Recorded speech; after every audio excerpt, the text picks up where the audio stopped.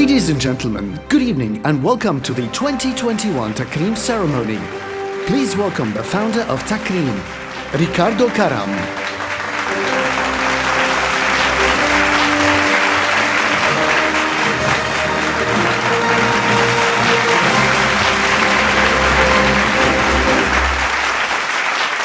مساء الخير.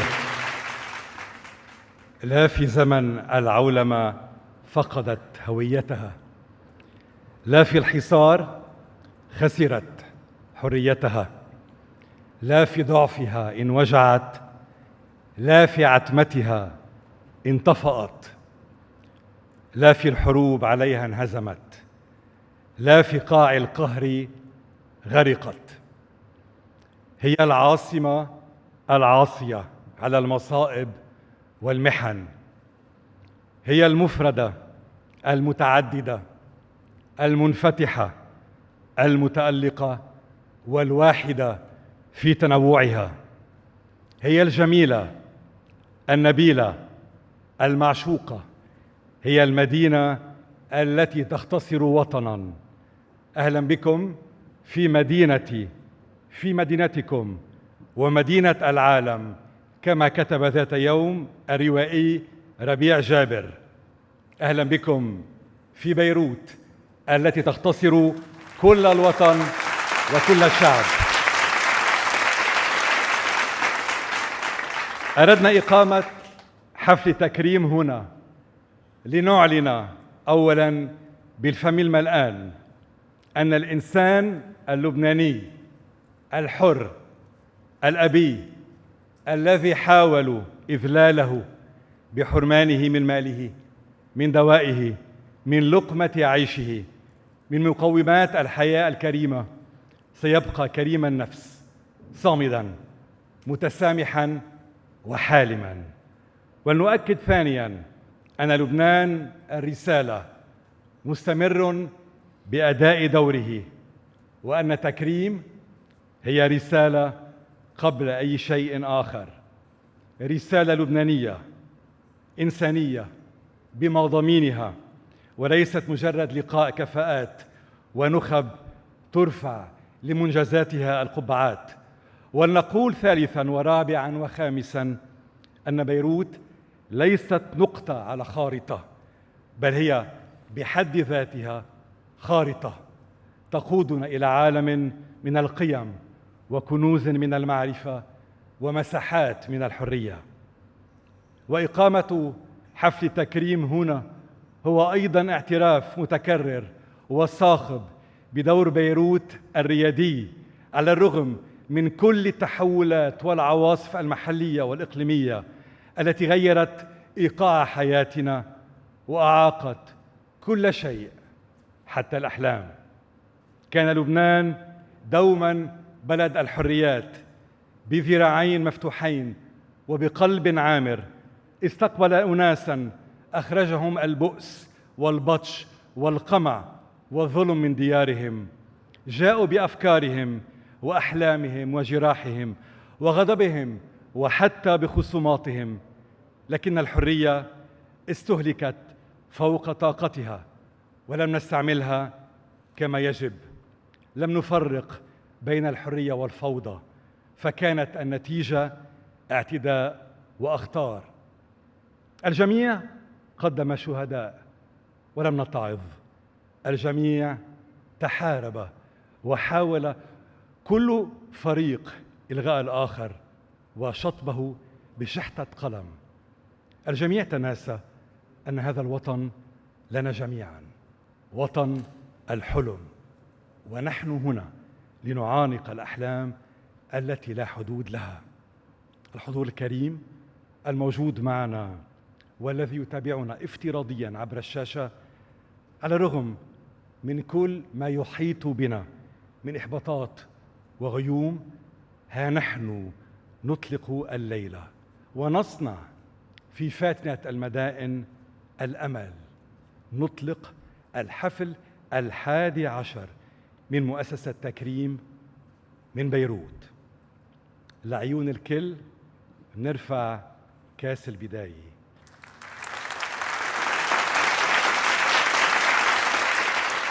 ومنحيي الكل ومنبدأ من البداية، عمجد الماضي وبئس الحاضر، عفرح الأيام اللي جاية، عاسم اللي تشردوا، عاسم اللي تعمدوا بالبطولة واستشهدوا. بنرفع كاس البداية، والبداية مع قصة تكريم في هذا التقرير من البداية إلى ما شاء الله.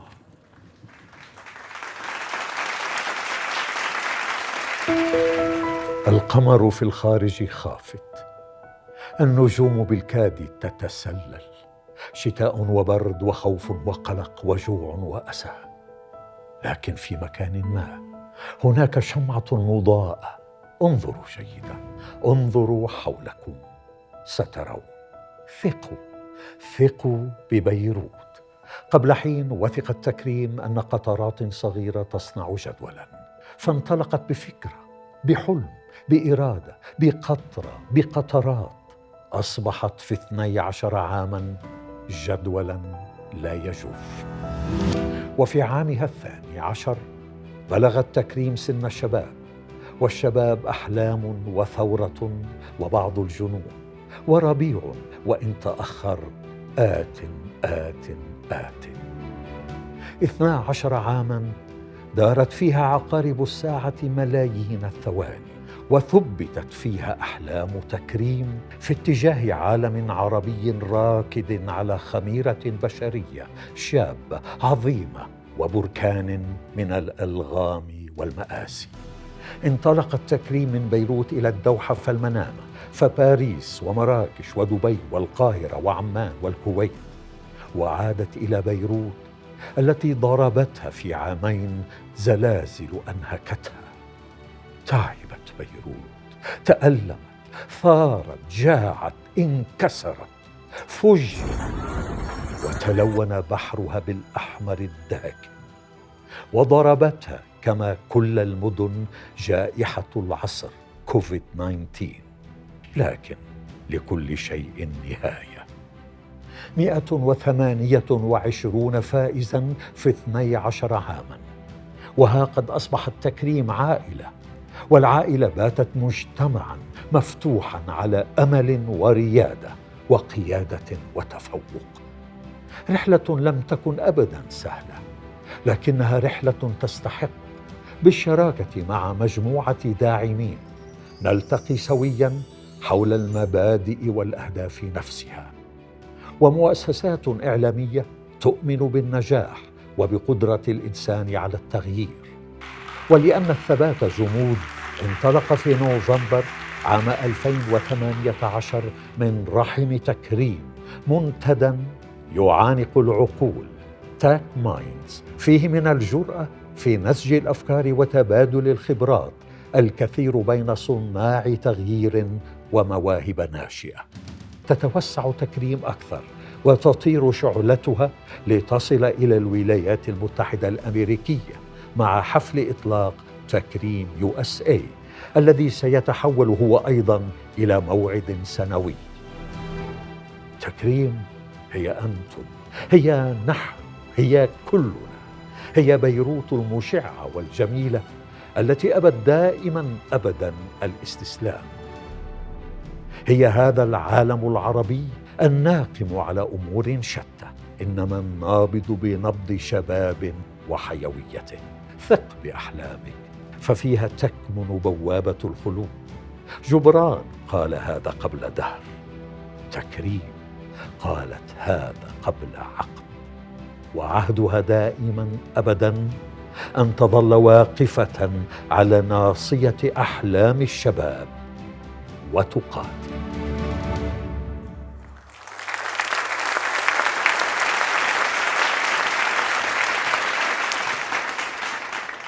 معها بدأنا، معها تنقلنا بين المدن، ومعها نكمل المشوار الصعب الجميل والمشع. بكل اشتياق وتقدير نرحب بالسيدة الآسرة ملكة سحر الكلمة ببلدها في مدينتها، سفيرة تكريم ليلى الشيخلي. أهلا بك.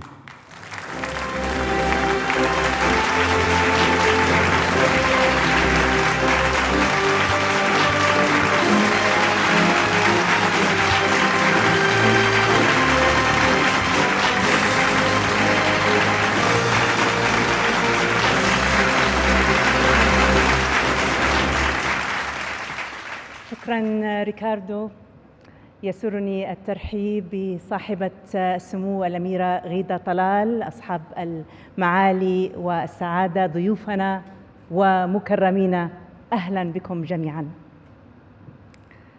نعم، أعود إلى بيروت، هذه المدينة الاستثنائية، أعانق أهلها وأرضها وألقها وجرحها كذلك.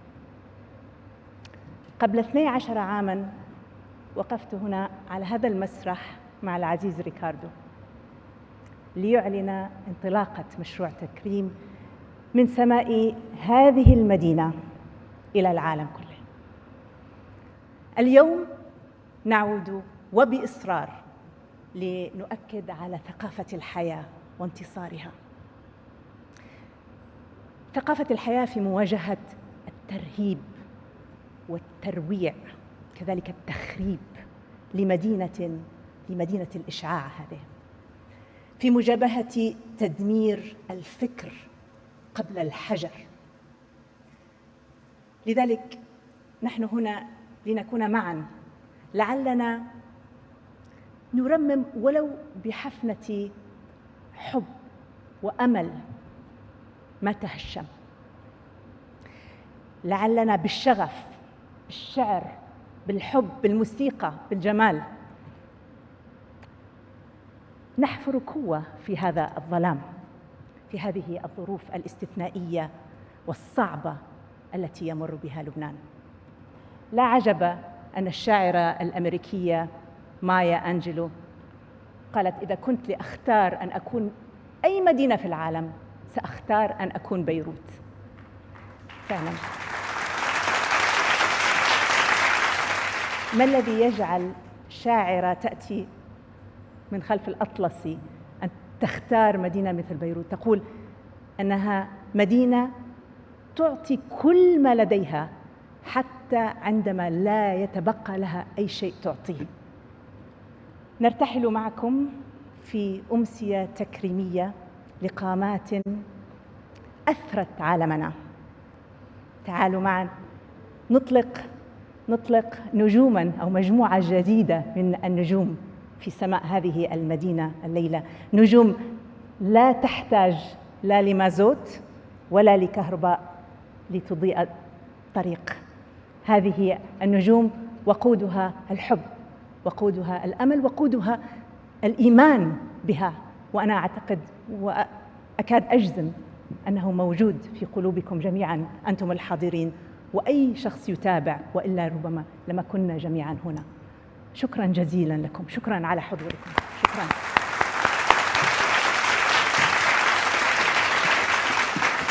إذن نبدأ معكم الدورة 11 الآن، وبجائزة المبادرين الشباب. وأدعو الآن إلى المسرح رجل الأعمال اللبناني الآتي لتوه من العاصمة الفرنسية، ستيفان أمين، المؤمن بقدرات الشباب والداعم لهم وبقدر إيمانه طبعاً بالدور الذي تقوم به تكريم. وأيضاً أدعو الزميلة الإعلامية ليال الاختيار التي قدمت حفل تكريم الافتراضي العام الماضي وأبدعت. أدعوكما إلى المسرح.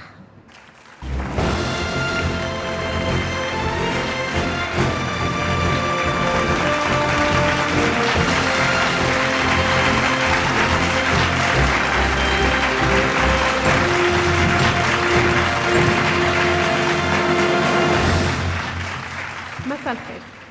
أكثر ما يفرحني في عملي الإعلامي عندما أسمع هذا الإطراء: شابة وناجحة. فالنجاح في سن الشباب يقود حتماً إلى ما هو أكثر من النجاح. وأكثر ما يحزنني هذه الأيام أن أقرأ عن نسبة المتخرجين الشباب اللبنانيين العاطلين عن العمل. وكلما قرأت عن شاب ذكي يعمل في وظيفة دون كفاءة أحزن أيضاً. وكلما قرأت عن هجرة الأدمغة اللبنانية الشابة أو ما يعرف بالون واي أحزن، لكن بنسبة أقل. وعندما قرأت سيرة المكرم هذه الليلة استعدت كل الفرح والأمل بشباب مبادرين ومتميزين لبنانيين. فلنتعرف إلى شخصية شابة استثنائية ستكون معنا في هذه الليلة مكرمة. يوجبلي بوقت معين الواحد يكون بالمدرسة بيكون في ناس أمرار أكاديمياً ناجحين، ناس بالفن بالرياضة، ولا وحدة من هول الأمور كنت قادر أثبت حالي. هيدا الوضع هو اللي جبرني إنه روح فتش على شيء أنت ممكن تنجح فيه. بديسمبر 2016 تقريباً حسيت إنه بدي أتبرع بتيابي، فبلشت اخذ الثياب اللي عندي اياها وانزل على منطقه قريبه من بيتي وحاول تلينك القصص اللي هن بدهم اياها مع الامور اللي انا فعلا عندي اياها موجوده بالبيت، واللي بلشت اخذها من رفقاتي بالجامعه، من اهلي. فحسيت انه لازم ينشغل على هذا الموضوع بطريقه ستارت ابس، يعني بطريقه that can actually sustain itself وتامن الاكتفاء الذاتي تبعها. نحن أول ليرة فاتت على الشركة كانت كومبيتيشن ب $2500. هول كانوا الكابيتال الأساسي اللي من خلاله بلشنا التوظيف وشراء المعدات، الماركتينج كامبين اللي فيها تياب مصلحة مزبطة مكوية.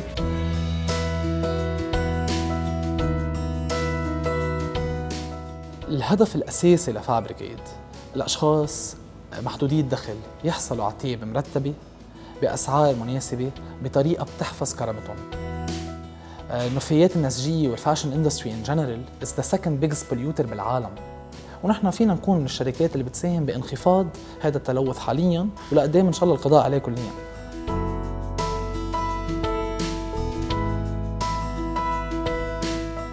بالمينا ريجن في 77 مليون عربي مش قادرين يحصلوا على اقل حقوقهم، ففيك تتخيلي قديش في عنا شغل لازم نعمله. الهدف انه نخلق أول corporate social enterprise بالعالم العربي. corporate بتوظف عشرات ألوف الأشخاص high talents good paying jobs، وبنفس الوقت تكون social enterprise. وبتمنى إنه فابريك أول شركة توصل وتقدر تعمل هيدا الشيء.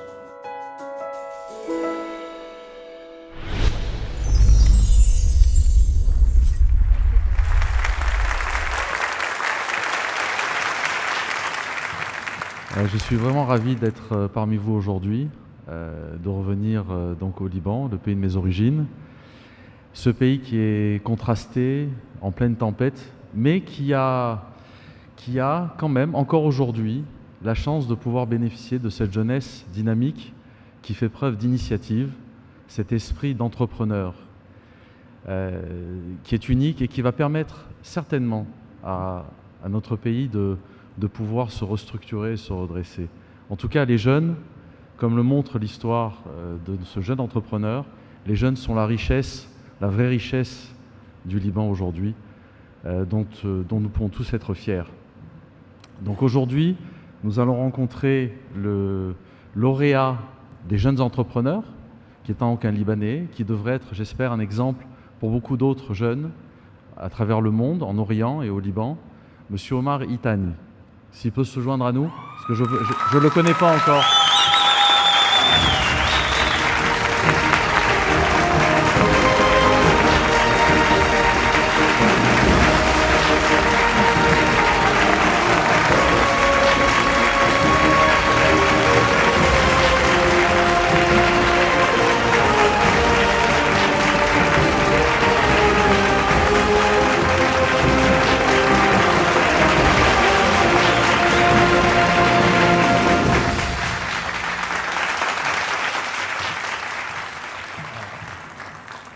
في توتر شكرا كثير على هذا التكريم.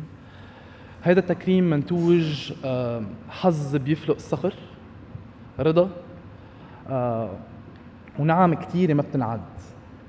منا أهل ضحوا بعدهم، خي بينسند الظهر فيه، رفقة بحياتهم ما خزلوا، وفريق بفابريكيد اليوم مؤلف من 82 شخص عم نبني معهم شيء أكبر منا بكتير. ما فيني أشكرهم لأنه هني أنا وأنا هني، صعب الواحد يشكر حاله، بس فيني أوعد نفسي ونفسهم إنه اللي عم نبنيه اليوم حيجي نهار أحفادنا يفتخروا فيه. شكرا كتير.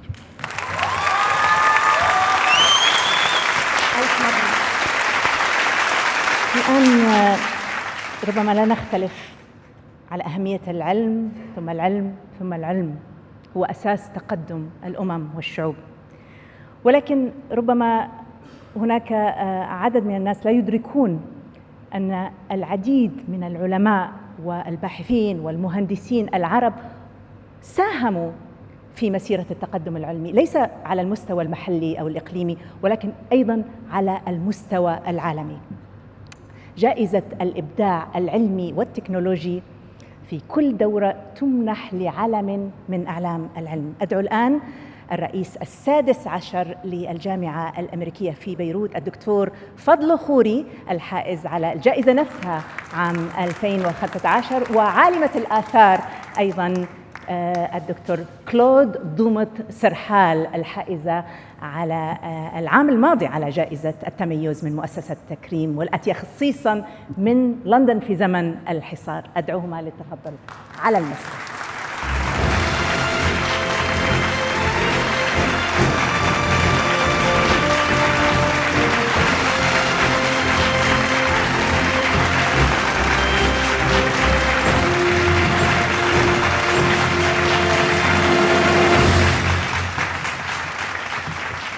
في كل جامعة من جامعاتنا الكبرى نرصد طاقات علمية عربية تبشر بمستقبل واعد، وفي كل مركز أبحاث أوروبي أو أمريكي وكل مستشفى لابد أن نجد أسماء عربية لامعة، وفي كل مؤسسة عريقة تنشر دراسات في المجلات العلمية كافة هناك رجال ونساء يخوضون غمار المستقبل. ولمؤسسة تكريم مساهمة كبرى في الإضاءة على من هم في الظل، أو حتى توسيع دائرة الضوء على الأسماء المكرسة عالمياً. وأنتم وأنا متشوقون في هذه اللحظة للتعرف إلى الفائز بجائزة الإبداع العلمي والتكنولوجي لهذه الدورة من خلال هذا التقرير الموجز قبل تشريفنا على المسرح. لما نتكلم على أنظمة الاتصالات اللاسلكية فإن الهدف الأساسي من هذه الدراسات هو تصميم، تحسين، هو تقييم أداء الشبكات اللاسلكية تساعد المهندسين ولا التقنيين الذين ينشرون ويشغلون هذه الشبكات على أرض الواقع.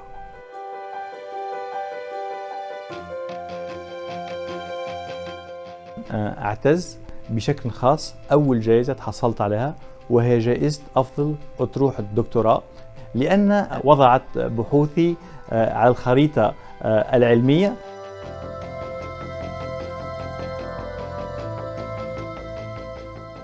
سنمكن تطبيقات مستقبلية في سرعة التدفق وتوصيل المعلومات والإشارات في العديد من المجالات مثل المجالات الصحية والتعليمية، وكذلك على الاتصالات الموثقة للغاية ولقيادة عن بعد مركبات بدون سائق.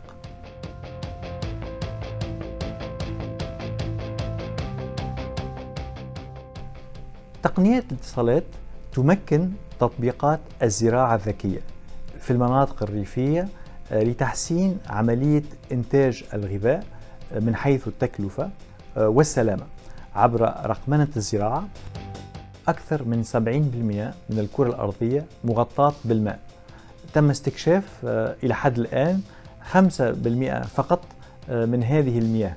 ساهمنا مع بعض الزملاء في جامعة الملك عبد الله للعلوم والتكنولوجيا في تصميم شبكات اتصالات موثقة وعالية السرعة تحت الماء لاستكشاف هذه الموارد. أثبتت العشرية الأخيرة أن الإنترنت ليس مجرد أداة للتواصل الاجتماعي فقط، بل لدفع الابتكار، لتحسين القدرة التنافسية، وبطبيعة الحال لزيادة الثروة.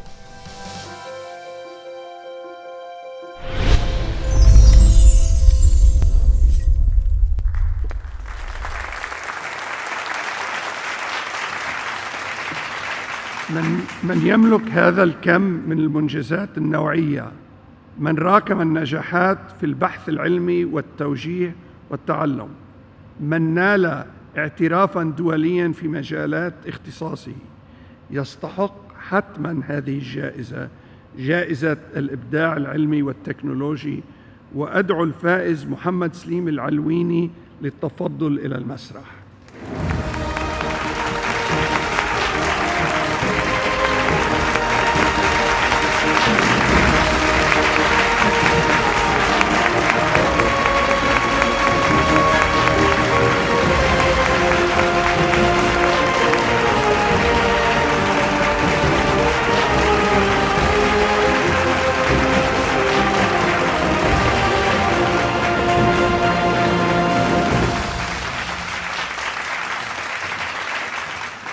شكرا لبنان، شكرا بيروت، شكرا مؤسسة تكريم.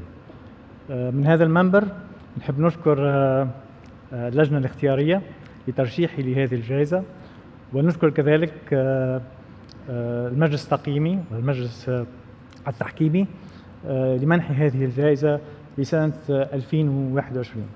في الحقيقة أنا أعتبر هذه الجائزة كرسالة ولمسة شكر وتقدير لكل الباحثين والأساتذة الجامعيين العرب الذين اختاروا أن يبقوا، اختاروا أن يقيموا في وطننا ويساهموا في التعليم العالي وفي البحث من داخل الوطن العربي. شكرا من الصميم. مبروك دكتور علويني. في كل دورة يجد المجلس التحكيمي نفسه أمام مجموعة من الخيارات الصعبة إلى درجة تصعب المفاضلة مع ألمع البارزين في عالمنا العربي.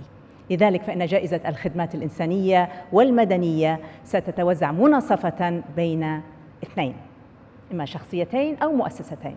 سأدعو أولاً السيدة مي الخليل، وهي مؤسسة أحد أكبر المسابقات وإحدى أكبر المسابقات الرياضية ماراثون بيروت، وكذلك أدعو السيد نبيل فهد، الشخصية اللبنانية المعروفة هنا، أدعوهما لتقديم هذه الجائزة.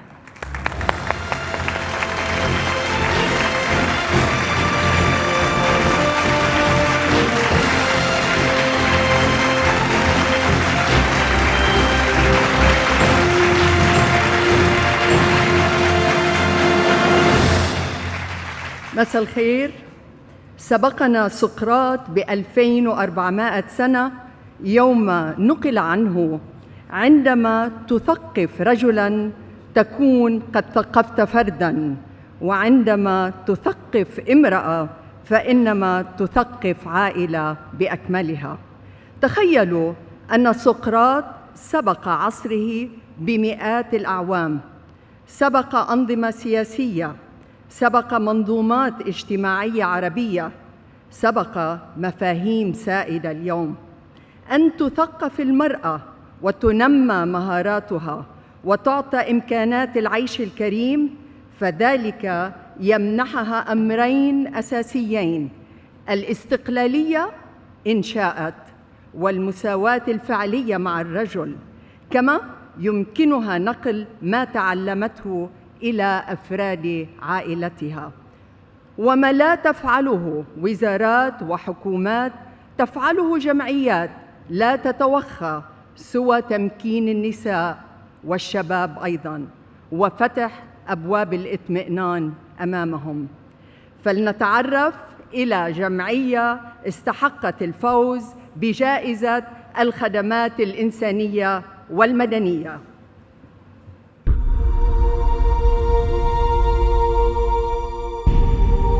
بالتسعينات الأونروا قررت تعطيها للمجتمع المحلي، ومن فتيات وسيدات ناشطات بالمجتمع، وعطتهم التدريب اللازم اللي هن لازم ياخدوها والمهارات لحتى يقدروا يديروا هالمراكز.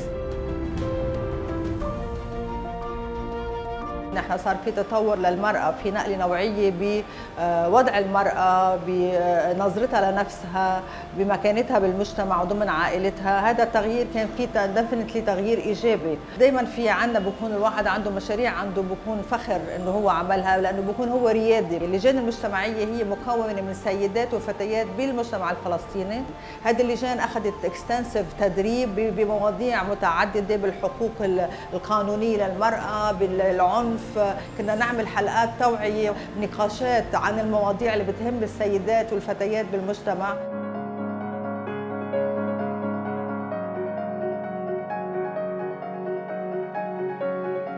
المطبخ اللي هو مكون عن سفرة اللي هي بتعطي خدمات كيترينج، وبنفس الوقت كمان في عنا المونة ساهمت ان هي تعطي فرص عمل للسيدات اللي مش قادرين يظهروا من بيتهم.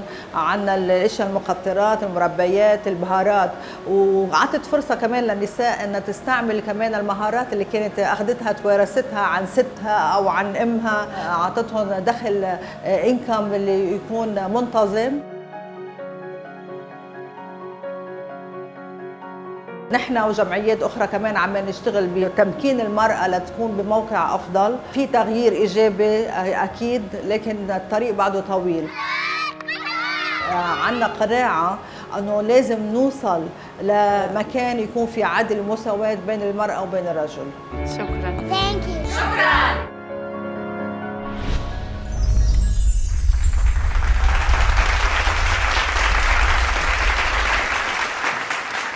إن تمكين ودعم المرأة يلعبان دورا محوريا في تقدم وازدهار مجتمعنا واقتصادنا.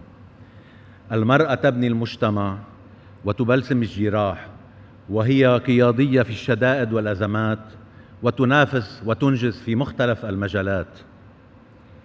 جائزة الخدمات الإنسانية والمدنية تحصل عليها جمعية البرامج النسائية، وتمثلها بيننا الليلة المدير التنفيذي السيدة ليلى القيسي.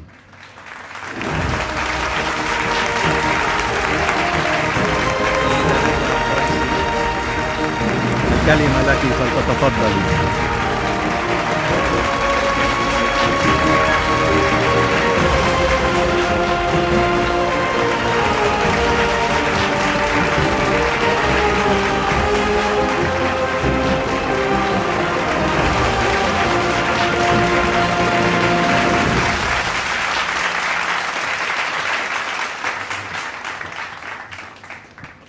أول شيء بحب أشكر مؤسسة تكريم بشخص ريكاردو كرم والجوري لمنح جمعية المراجع النسائية بهيدي الجائزة.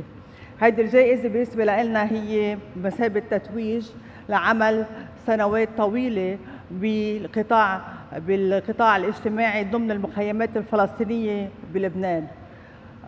كمان بالنسبة لي هيدي كمان اعتراف، هذا التكريم اعتراف بأنه كل لاجئ فلسطيني بلبنان له الحق أنه يعيش حياة حرة وكريمة، يكون عنده مساواة وعنده فرص لحتى يحقق ذاته بعيدة عن التمييز كأي مواطن لبناني. كمان بحب هون أعطي وخص بالتقدير السيدة الفلسطينية، السيدة الفلسطينية اللي هي قادرة بصمودها تتحدى كل التحديات اللي بتواجهها، وخاصة هي إنها هي كونها امرأة أولاً ولاجئة ثانية، بينما قادرة هي تتحدى التمييز والتقاليد اللي بتفرض عليها أوقات صعوبات. وحتى نحن الأحوال اللي عم نمرق فيها هلأ اللي هي أحوال ضاغطة نفسياً واجتماعياً ومادياً، بس بالرغم من كل شيء هي عمالة تكون قادرة أن تعمل تأثير إيجابي ضمن عائلتها. هلا وكمان بالأخير بحب أشكر كمان شركائنا اللي دعمونا مادياً ومعنوياً ووثقوا فينا، ونحن بنقول الطريق طويل بس كمان ماشيين لقدام. شكراً.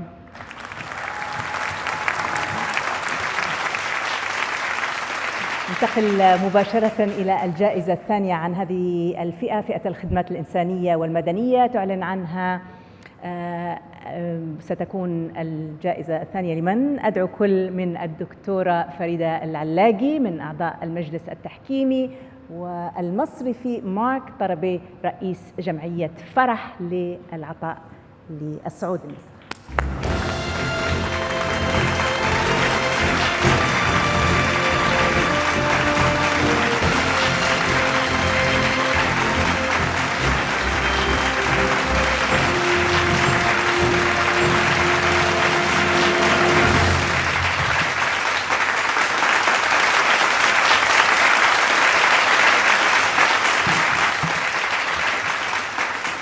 مساء الخير.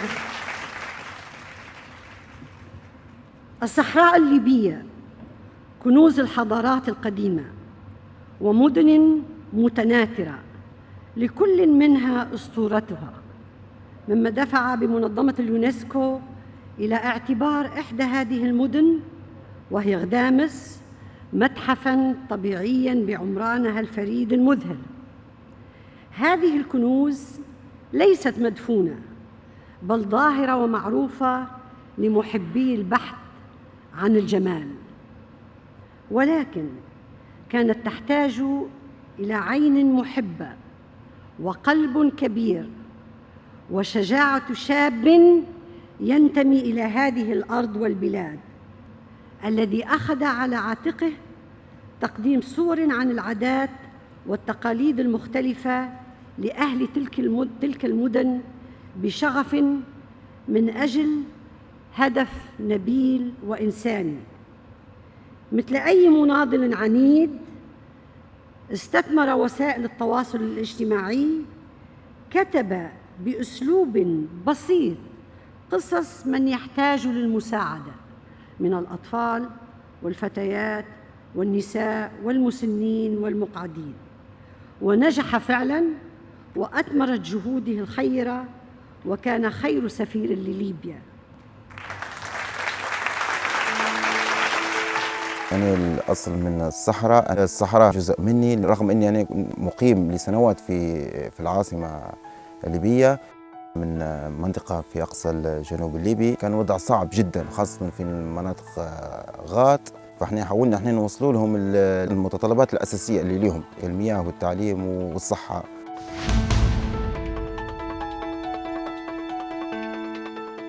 بعض المستشفيات اللي هي في الجنوب تفتقر للإمكانيات والمعدات الطبية. المبادرات هي بعض مساهمة الناس الدكاترة اللي هم تبرعوا وتطوعوا يجوا يعالجوا الفتى لمدة أسبوع وياخذوا بعض الحالات مثلا يرفعهم للشمال. تعاملي مع الأطفال اللي يحتاجون رعاية أولا للتعليم اللي هو الاكتفاء الذاتي اللي هي التنمية المستدامة. جت الفكرة بمساهمة عدة جهات وشباب متطوعين من غات اللي هي فتح فصل لمحو الأمية، نحاول كيف نعلموهم حتى بأي شيء، حتى باللغة العربية نحاول نعلموهم كيف يقرأوا القرآن. دولة ليبيا دولة غنية بالثقافة وغنية بالإرث الإنساني العالمي، وهناك بعض الآثار التي تم تخريبها. حاولوا بكل الطرق يعني بالورشات بالندوات، حاولوا بإيصال رسالة للجهات المختصة في الدولة إن هم يساندونا في الحفاظ على التراث الثقافي.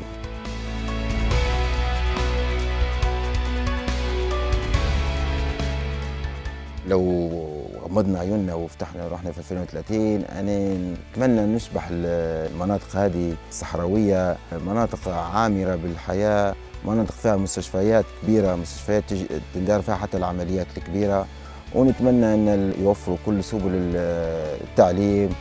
حاب نحافظ على تراثنا وحاب نحافظ على آثارنا ونحافظ على التوعية. يعني سعيد جدا يعني حتى لو نضيع سنوات في المواضيع هذه ما فيش أي مشكلة ببصمة، يعني فرحان جدا بالمواضيع هذه.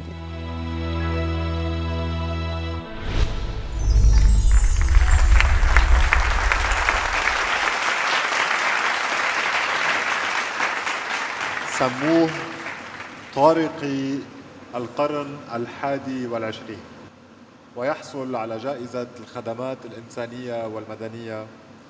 صفقوا لهذا الشاب الثلاثيني المتميز أسامة التني.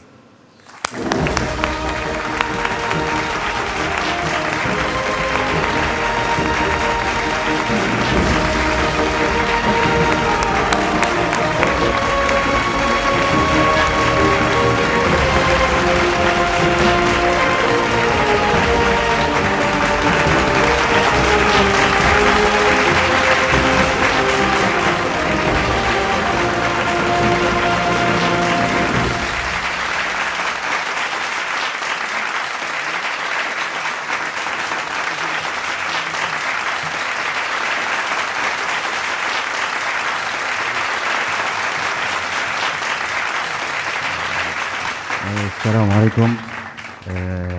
أول حاجة شكرا لتكريم، وشكرا لكل الفريق اللي يخدم في مؤسسة تكريم، وشكرا لكل حد أعطاني ثقة اللي يرشحوني لهذا التكريم. أنا جاي من ليبيا، جيت من ليبيا مشيت عن طريق مصر وجيت هنا لبيروت.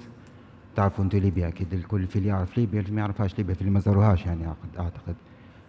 والشكر لكم وشكر للحاضرين. والتكريم هذا من قوة التأثير نتاع التكريم. لو من قوة التكريم هذا التأثير نتاع التكريم، في حالة ان السنة الجاية ما حصلتش عليه اعتقد نكون انا فشلت يعني. ان شاء الله بدنا نستمر استمرار قوي ان شاء الله باذن الله، وشكرا جزيلا. ألف مبروك.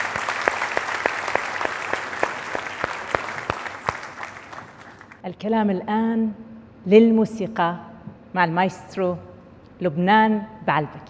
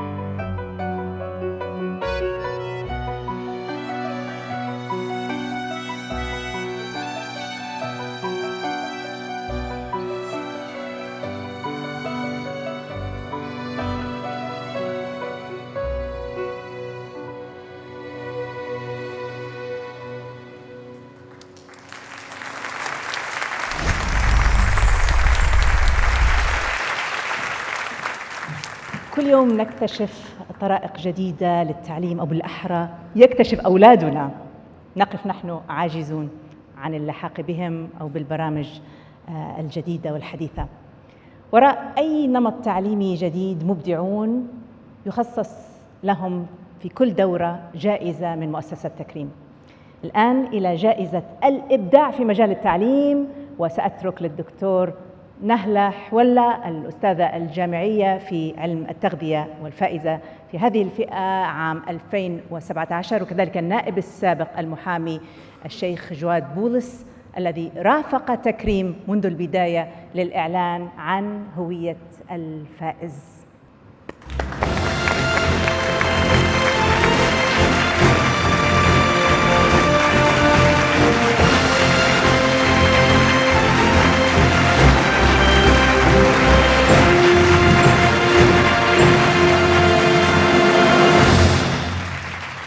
مساء الخير.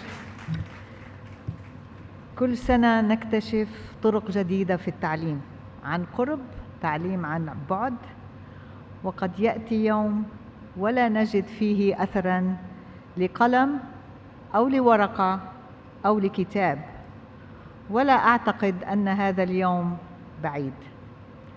ويحضرني في هذا الحفل قول قديم لأحد الفلاسفة: المعرفة فن، ولكن التعليم فن آخر قائم بذاته. وإذا كان التعليم فن فهو يحفز الخيال لابتكار أساليب تحاكي هذا العصر، وتتيح لكل الأولاد الحق في التعليم، وهو في صلب الشرعة العالمية لحقوق الإنسان. فتحية لكل المنظمات الحكومية وغير الحكومية التي تساهم وتعمل ليكون التعليم في الدول العربية على قدر أحلام الصغار وطموحات الكبار. ومعاً سنشاهد هذا التقرير قبل الإعلان عن الفائز، وشكراً.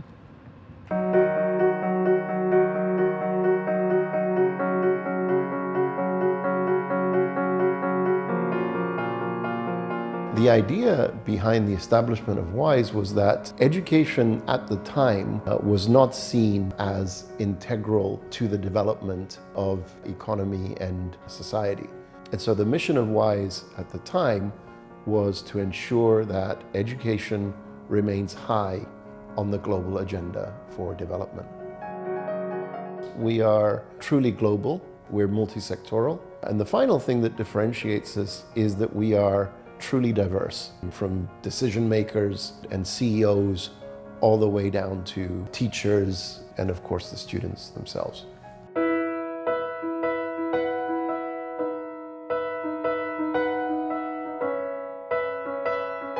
I think one of the major contributions that WISE has made to the field is in encouraging this cross-sectoral dialogue about education. Business people, for example, who often complain that education systems don't produce employment-ready graduates, can now better understand what are some of the challenges that educators face.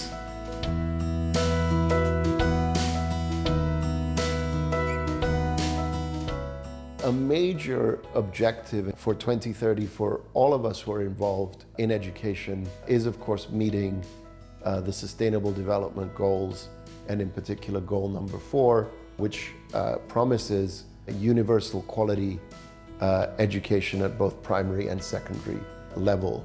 We are trying to contribute as much as we can to achieving that goal.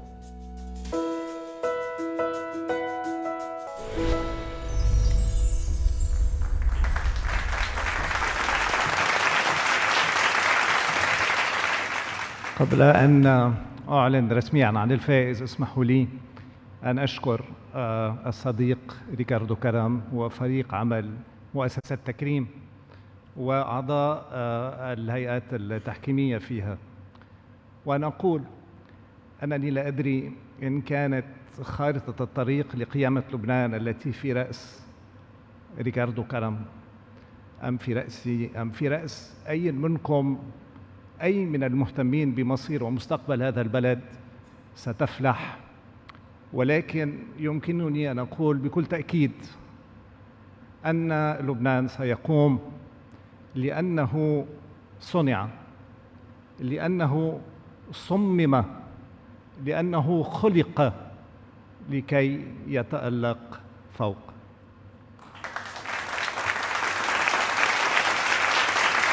أما بعد ليت الإبداع في التعليم في لبنان ينسحب إبداعاً على المستوى السياسي المأزوم في البلاد، ولدولة قطر مساهمات في هذا المجال. وكي يبقى الجو في إطاره، أعلن أن جائزة الإبداع في مجال التعليم منحها مجلس التحكيم في مؤسسة تكريم لمؤتمر القمة العالمية للابتكار وايز، ويتسلم الجائزة السيد علي المطاوعة القائم بالأعمال بالإنابة في سفارة دولة قطر في بيروت. فليتفضل.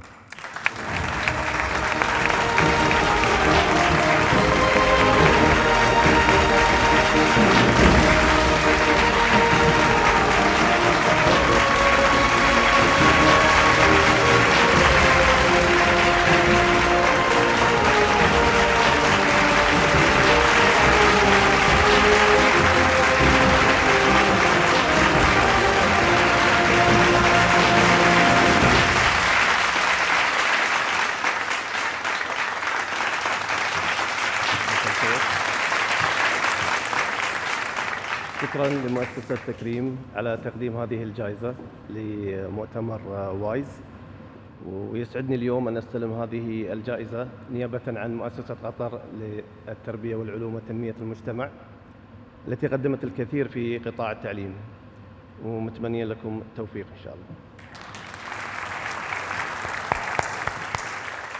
والآن ننتقل دون ما تأخير إلى جائزة التنمية البيئية المستدامة، والتي ستمنح أيضاً لاثنين، إما شخصين أو مؤسستين. الفائز الأول يقدمه رجل الأعمال ورئيس مجلس إدارة بيكاسو أنطونيو فينشنتي، والسيدة سهير حسيبة أبو عيسى صاحبة الأيادي البيضاء، ولن أضيف أكثر.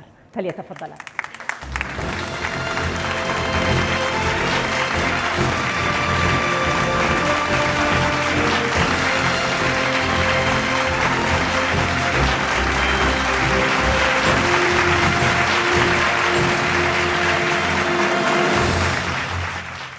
مساء الخير للجميع. إن العالم الغربي في سباق لتلافي أي كارثة بيئية أو مناخية قد تحصل في الأعوام 50 المقبلة، وكأن المواطنين العرب باستثناء مجموعات صغيرة على عداء مع البيئة، ولا يعون حقيقة مخاطر التغير المناخي والاحتباس الحراري وتزايد الاستهلاك الكهربائي وتراجع الثروات الحرجية. وهذا ما نلمسه في لبنان، وما لا يفعله الإنسان عمداً يفعله إهمالاً، والحرائق المتنقلة خير دليل على ما أقوله. لكن مقابل الصورة السوداء هناك صورة خضراء زاهية في مكان من لبنان سنزوره معاً في هذا التقرير. كرزي هو ردة فعل ل50 سنة من تدهور البلد والبيئة والهندسة والمجتمع. يعني بكرزي ما كان مشروع مخطط، بلش أنه بده يعمر الواحد بيت مع بستين، بعدين صار يتطور لمشروع محافظة على البيئة وعلى الإنسان وعلى الجبل وعلى الأرض. كانت غابة يجوا عليها الصيادين ليقتلوا الحيوانات، فاللي مسكرنا عليها وحميناها بلش يرجع يتكاثروا الحيوانات. هذا مشروع مبني علمياً كتير، وبياخد التكنولوجي الجديدة وبيزوجها مع القيم القديمة بالهندسة وبالبيئة. الحجر معمر مثل القديم، ولكن الإزاز معمول دبل جليزنج، الانسوليشن كتير قوية. المشروع في محطة تكرير للمجارير بتطلع مي نظيفة للسقي.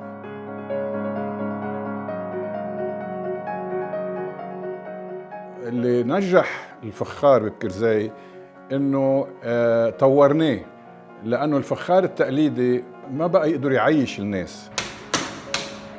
جبنا ناس مهندسين بيشتغلوا بالفخار وفنانين بيشتغلوا بالفخار، وصاروا يقعدوا مع المعلمين تبعولنا وهالتفاعل بيناتهم مع الطبيعة الموجودة طلع فخار بكرزي. الأحلى الشهادات اللي شاهدوها ببكرزي عائلة عايشة برا تيجي بتزور كل سنة لبنان، فقال لي هيدا الزلمة كل سنة بنجي على لبنان بنفتش عليه لفرجيه لأولادي وما بلاقيه. هالسنة اللي مجيت على كرزي رجعت لقيت لبنان. هاي الشغلة خلتني حس أنه مشروعنا بصالح لبنان مع بلده. هذا اللي بحب أحلمه، أنه يصير فيها مبادرات تانية بالبلد شبيهة ببكرزي بالآخر بتصب بإنقاذ لبنان.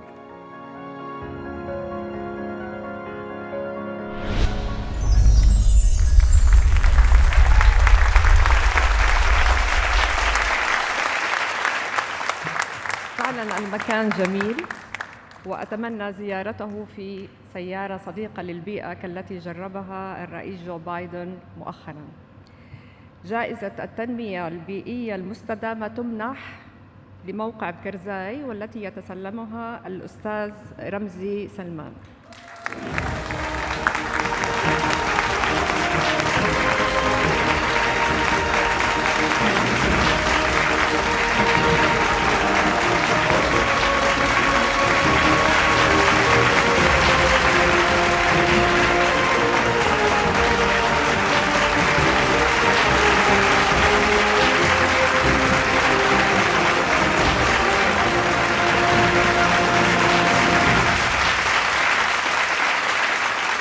I'm very honored to receive this award, not for myself, but much more on behalf of all those who have accompanied me on this wonderful journey and helped make Kirzay the unique sustainable development village that it is. I must confess that initially my project was far from being that ambitious.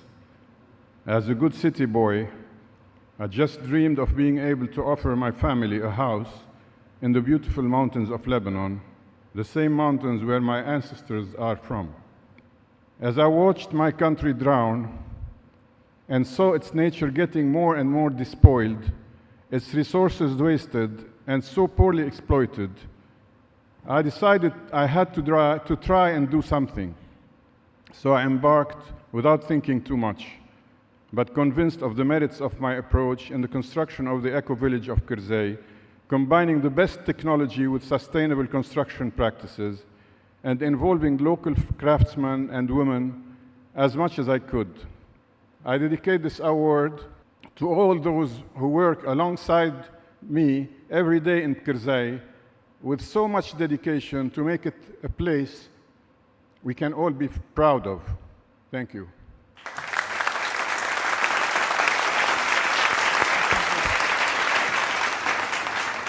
الآن إلى جائزة التنمية البيئية المستدامة الثانية، المجلس التحكيمي في مؤسسة تكريم لمن يمنحها سندعو الدكتور في علم التغذية والناشطة البيئية نجاة صليبة والأستاذ الجامعي المتخصص في ريادة الأعمال ألان ضو ليكشف النقاب عن هذه الجائزة. هما أعضاء في مجلس تكريم الاختياري وبالإضافة إلى زمالتهما في الجامعة الأمريكية.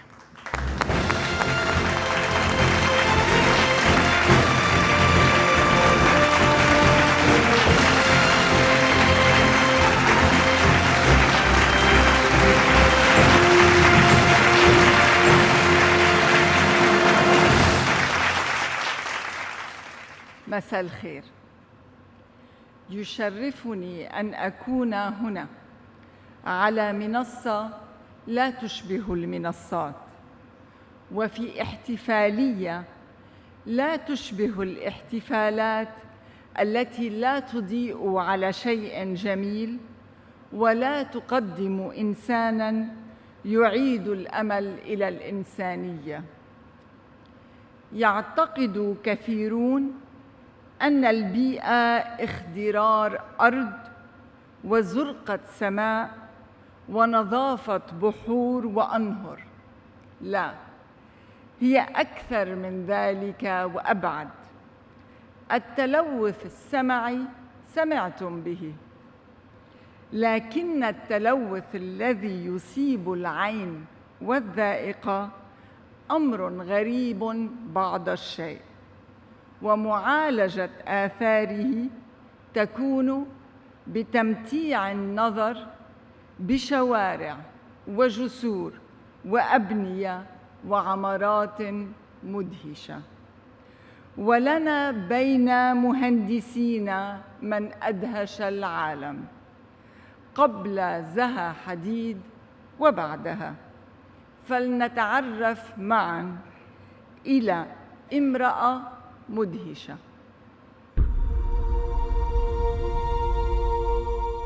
العراق مر بحروب كثيرة، فمن صارت حرب الخليج هذه اللحظة اللي من شفت الطيارات الأمريكية مسيطرة علينا وأحسست أن ممكن هاي هي نهاية الحياة، فقررت بهذاك الوقت أن أترك العراق.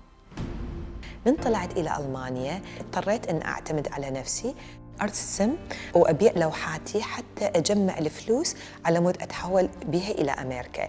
هناك قررت أن أدرس ماجستير في العمارة، وبما أن العمارة بها جزء التصميم والجزء التاريخ الفلسفة والتحليل، فحسيت أن لازم أني أركز على هذا الموضوع، لأن هذا الموضوع أني بي ضعيفة بسبب خلفيتي الدراسية، فكان التحدي اللي أخذته.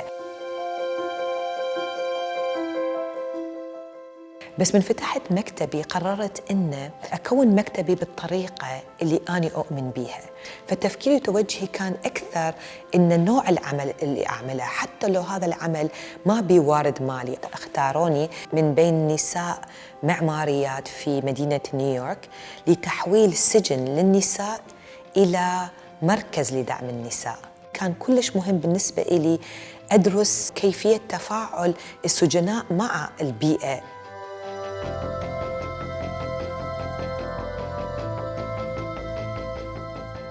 دائما أنت لازم تكون عندك علم أكثر من المقابلك، على مود من يقولوا لك لا تقدر تلقي طريقة إنه ممكن يتحقق التصميم.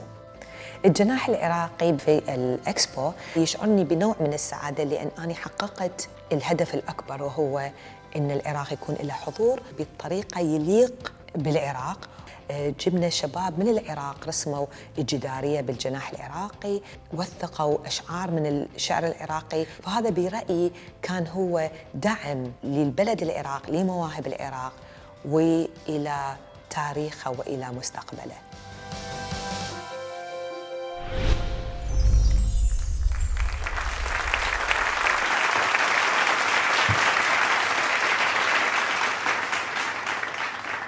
كما للفن وللعلوم سفراء، وللموسيقى والأعمال الإنسانية سفراء عرب إلى العالم، كذلك في الهندسة المعمارية. جائزة التنمية البيئية المستدامة الثانية للمهندسة العراقية وسفيرة الإبداع العربي إلى المدن الكبرى رايا العاني.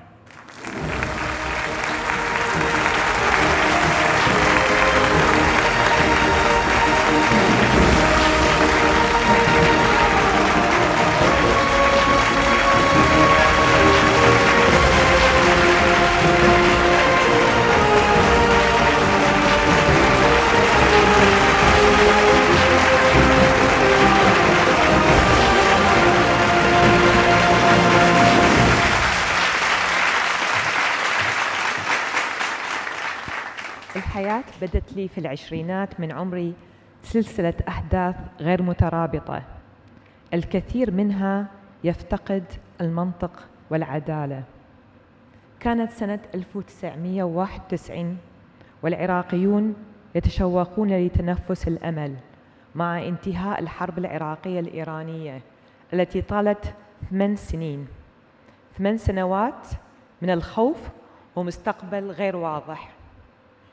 فبراير 1991 كنا نراقب الدجاج، لأننا كنا نعلم إنه إذا مات الدجاج فسنموت بعد ذلك.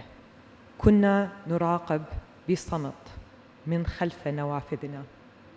كان عمري 25 سنة.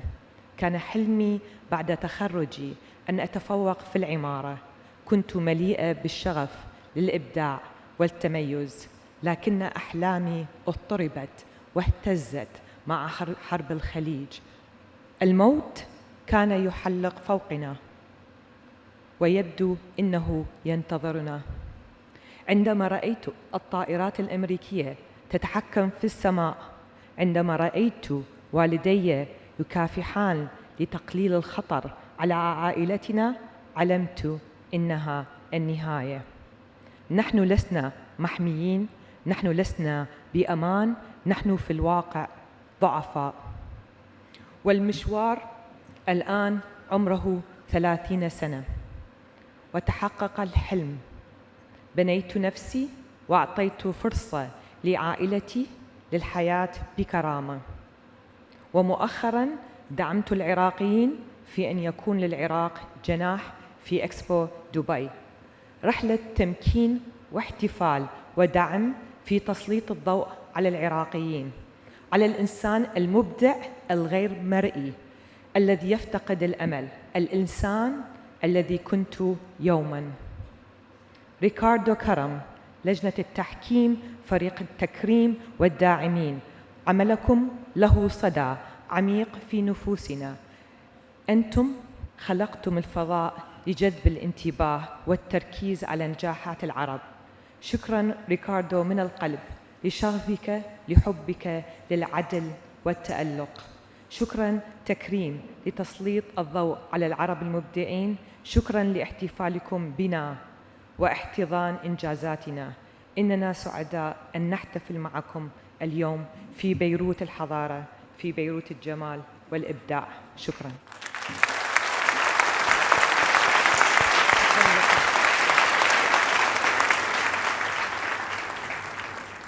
والآن إلى جائزة الإبداع الثقافي، وستمنح هذا العام لمن عرفت كيف تختار طريقها.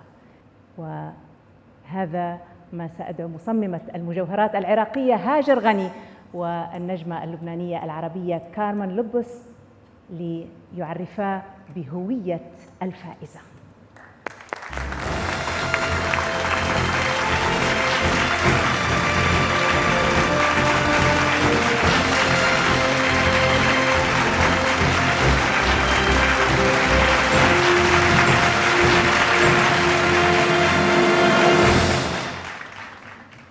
مساء الخير. أن إعطاء الثقافة حيزاً كبيراً في حياتنا اليومية، في المدرسة، في البيت، في العمل، يسهم بشكل كبير في مسيرة التقدم. وما أعنيه ليس الثقافة النخبوية بل الثقافة الشعبية. فتخيلوا معي موسيقيين يعزفون في ساحات دمشق، وفنانين يعرضون أعمالهم في مترو القاهرة، وشباب يفجرون مواهبهم في وسط بيروت. أن نسترجع ذائقتنا الثقافية التي تلاشت خلف دخان الأراجيل. تخيلوا نحتفي بمناسبات الفنية بدل من تواريخ الانقلابات والحروب. ما نتخيله قد يصبح واقعاً، ولنا في هذا التقرير ما يحتذى به.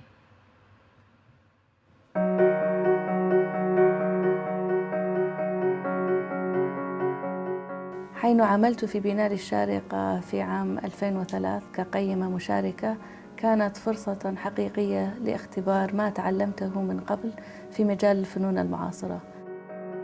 قبل أن يكون الوالد حاكماً كان رجل ثقافة وفكر، وأنا كسائر أبناء الإمارة تشربت تلك الثقافة منذ طفولتي. كنت محاطة بالعديد من الخبرات التي ساعدتني، وخصوصاً الآراء الحكيمة والرؤية النافذة التي يتمتع بها الوالد.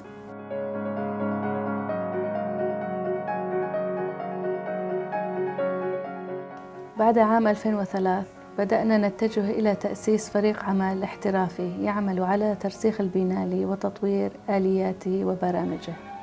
وتدريجياً وجدنا أنفسنا في خضم عمل يتطلب الانغماس الكامل في ابتكار وإطلاق المشاريع التي يتطلبها الواقع الفني في المنطقة.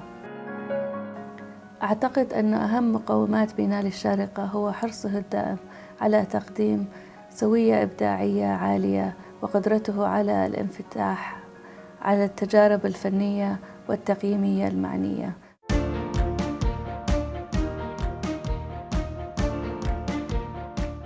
نعمل على تقديم منجز فني وثقافي يندرج تحت الإطار الإنساني والجمالي، ويعمل على التعريف بالهويات البصرية بين الثقافتين، سواء عبر التجارب المحلية والعربية التي نقدمها في الخارج، أو عبر التجارب الإبداعية التي نستضيفها في معارضنا وفعالياتنا. ولدينا في المؤسسة العديد من منصات الحوار التي استطاعت استقطاب العديد من الفنانين والنقاد والقيمين البارزين من مختلف أنحاء العالم.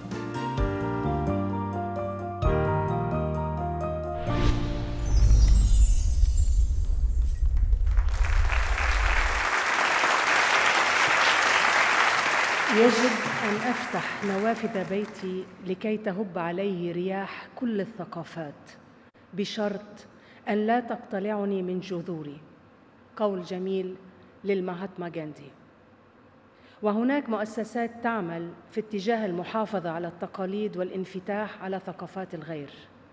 ومن باب التأكيد المؤكد وتظهير الصورة أكثر، جائزة الإبداع الثقافي تمنح للشيخة حور بنت سلطان القاسمي، ولظروف قاهرة لم تتمكن الشيخة من الحضور إلى بيروت، وقد بعثت إلينا برسالة مصورة، فلنستمع إلى مقالتها.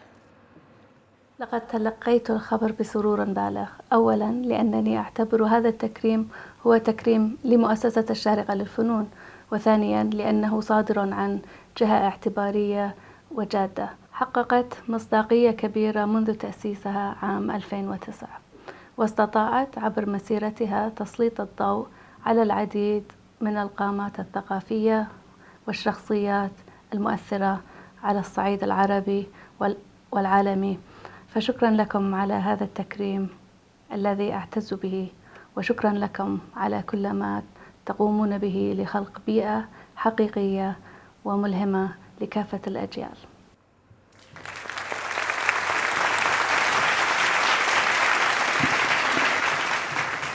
الآن مختارات مرة أخرى مع فرقة الموسيقية بقيادة لبنان بعلبكي، ومختارات متنوعة إنتاجات أغاني الخليج العربي وكذلك والمشرق والمغرب العربي. فإن لم يتوحد العرب ويجتمعوا في السياسة فلتكن الموسيقى الجامع المشترك.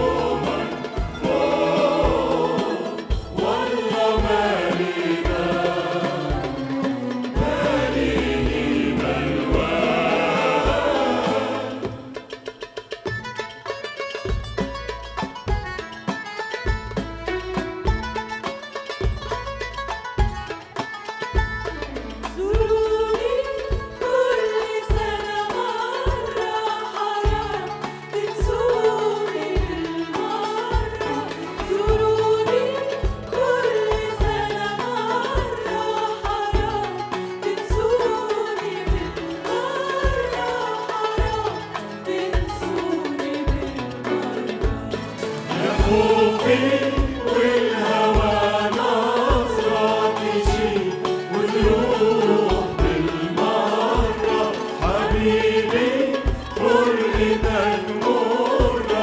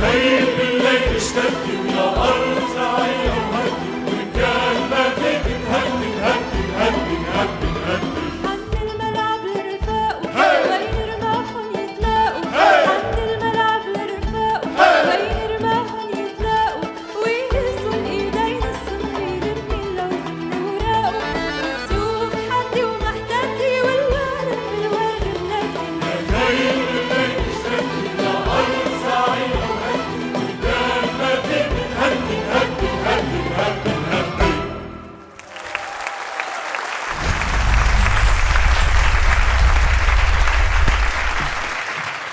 لا تألف المرارة المريرة. إذا لم يكن لك وطن سيبقى لك الكون صديقا. كاتبة هذه الكلمات رحلت عن عالمنا منذ فترة قصيرة. لها من أسرة تكريم تحية وأكثر. متابعة. Je suis né très près de la création de l'État libanais, 1925. J'ai beaucoup plus le sens de l'amitié que le sens de la famille. Pour moi, la famille, c'est des liens affectifs, des liens spontanés. Ma mère disait que je parlais à mon miroir quand j'avais 4 ans parce qu'il n'y avait pas d'autres enfants dans la maison. Je parlais aux chiens, aux fleurs du jardin. Et j'ai toujours cru qu'on faisait ce qu'on décidait de faire. Il ne m'est jamais venu à l'esprit qu'on faisait quelque chose pour obéir à quelqu'un d'autre. J'aimais dessiner. C'est un miracle, un dessin. L'image est plus forte que les mots. Je crois que la liberté peut très bien aller avec une discipline qui serait naturelle à soi. Personne ne vous donne la liberté. Vous devez la gagner, la mériter. Je vis quand je bouge. Je vis en voiture. Mes mes conversations les plus importantes, je les ai en voiture. Le voyage est une espèce de quête spirituelle. Vous voyez, tout voyage. L'univers voyage, la Terre voyage, nos amis, nos microbes, nos cellules bougent, changent, tout est voyage. Donc pourquoi ne pas trouver son rythme? Ce sont des rythmes concentriques. Tout le monde veut vivre longtemps, mais ce n'est pas facile. Vous avez beaucoup plus de passé que de futur. L'âge est un cadeau du ciel. Je rêve toujours d'un Liban à la hauteur de son histoire et de la qualité des gens. Nous avons un passé passionnant qui se rappelle de moi que j'ai aimé le monde. J'aime l'univers, j'aime le fait que la vie existe.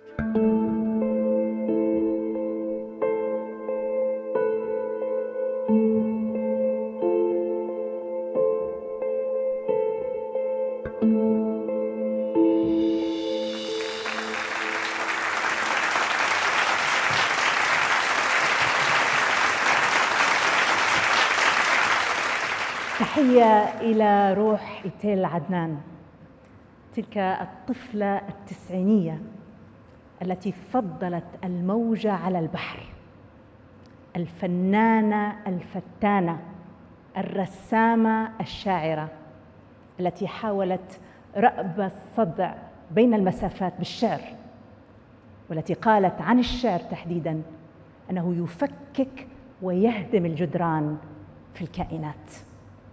سنسمع بعضاً من شعرها بصوت شاعرة الصوت وقصيدة الغناء، صديقتي وصديقة ريكاردو، سليلة البهاء، جاهدة وهبة، التي تطل علينا دوماً كبلسم لجروح الفن في زمن الألم. جاهدة، أترك لك المسرح لتملئيه بعبق كلماتك وإحساسك المرهف. أتركك. هي بيروت من جديد، هي بيروت من جديد، لأن البحر انتصب واقفاً وأطلق ابتهالات لا متناهية. هي بيروت من جديد، لأن الشعراء يموتون ولا يستسلمون، لأنهم يتحدثون عن الأمل ولا يتقلدون كلماتهم مثل قلادات من اللؤلؤ، لأن الشعراء يرفضون أن يموتوا، يحملون آمالهم على ظهورهم ويتنقلون من باب إلى باب مثل ما النحل من زهرة إلى زهرة، ليوزعوا رسائل التحدي على قلوب الناس. وهي بيروت من جديد، وهي بيروت من جديد، ماء في الأفق، مقابر مكتظة أكثر من فنادق، طائرات تحمل من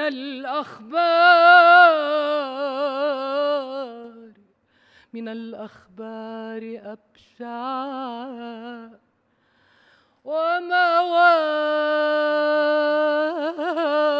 ومواكب لا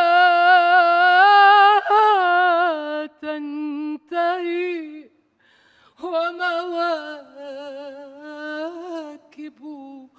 لا تنتهي، ومواكب لا تنتهي من الحزن مرة أخرى. هنا بيروت، الشعراء يموتون ولا يستسلمون، الشعراء يموتون ولا يستسلمون، الشعراء يرفضون أن يموتوا، الشعراء يحملون الأمل على ظهورهم ويدورون من باب إلى باب. علينا إنقاذ العالم، لنكن مجانين. كم أرغب في أن أشق كبد السماء، أن أطلق الصاعقة. اكسروا المرايا، استديروا جهة صنين، انظروا الشمس وهي تنبلج جديدة كما لم تنبلج من قبل. انظروا الشمس وهي تنبلج جديدة كما لم تنبلج من قبل. فلتنفجر الحرية، فلتنفجر الحرية، فلتنفجر الحرية.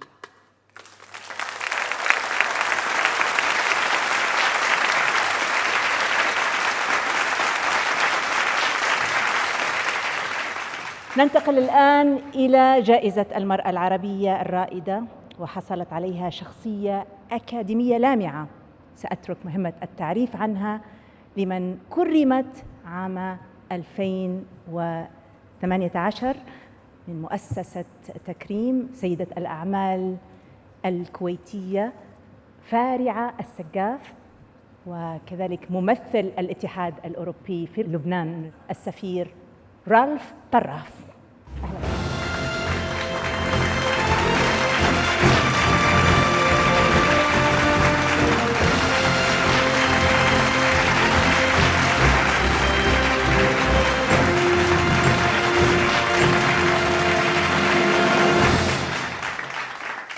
مساء الخير.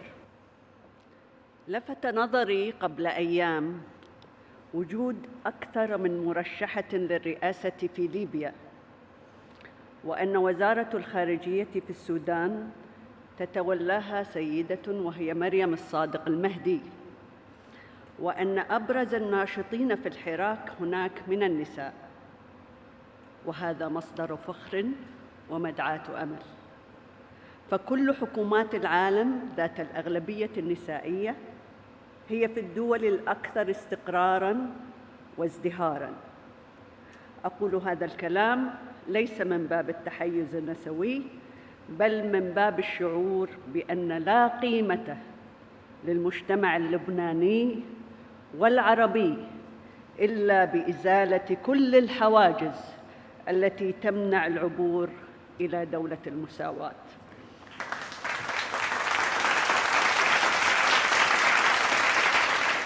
أشكر منظمة تكريم على كل ما تقوم به من جهود جبارة في دعم المبادرين والرواد العرب، وأزيد لأشكرهم على هذا الشرف العظيم الذي أناله هذه الليلة لأحظى بفرصة المشاركة في تكريم المرأة العربية الرائدة لهذا العام.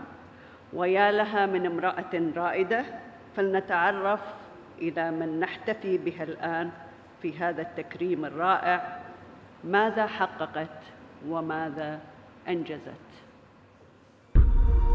رسالة الدكتوراه كان الموضوع بتاع الماريتال باور، يعني كيف هي تستخدم أساليب ملتوية حتى إنها تتحصل على السلطة أو التأثير على زوجها. وعليه ده كانت نقطة التحول واللي خلتني إنه أبدأ في التفكير في عمل المناهج والتدريب منذ العام 79 وإلى الآن. يعني والدي كان دائما بيقول المهم أن ينجز العمل وليس المهم من قام بالعمل. وأنا في نهاية العشرينات بديت أعمل في الشغل بتاع تنمية المرأة الريفية حينما ذهبنا إلى الريف ورأينا يعني معاناة المرأة الريفية.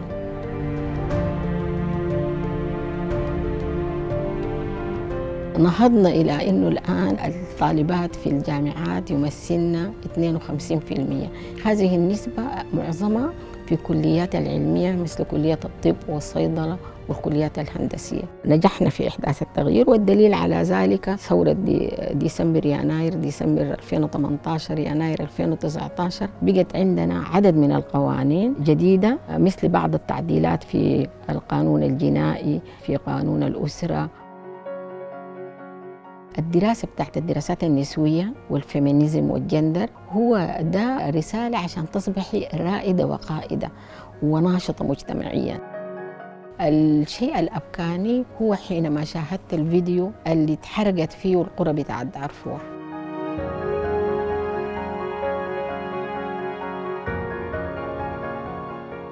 طالما في وعي وطالما في حكومة مساندة وطالما في مجتمع دولي مساند ستتحقق جميع أحلام وقضايا المرأة، سواء كان في السودان أو في إفريقيا بصورة عامة وفي الوطن العربي.